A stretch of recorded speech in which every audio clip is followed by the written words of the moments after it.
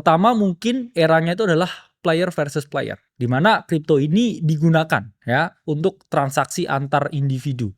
Kemudian masuk lagi nih institution versus institution, di mana institusi melihat Bitcoin ini sebagai suatu aset yang cukup oke ya untuk hedge against inflation dan juga cukup oke untuk dijadikan suatu store of value ya, suatu alat investasi. Akhirnya mereka melihat, oke, Bitcoin ini ada marketnya, Bitcoin ini ada industrinya. Jadi gimana kita bisa memperoleh keuntungan dari situ?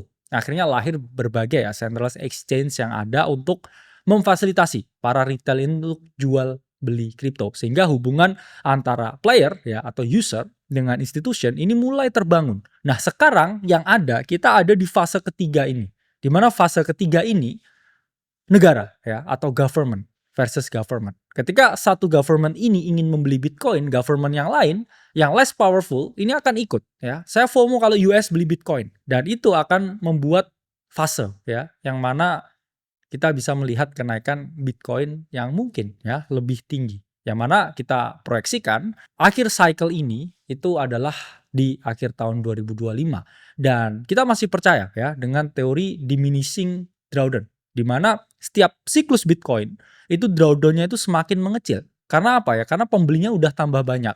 Valuasi pasar dari Bitcoin di tahun ini dengan tahun 2018 bahkan dengan tahun 2013 itu jauh lebih berbeda.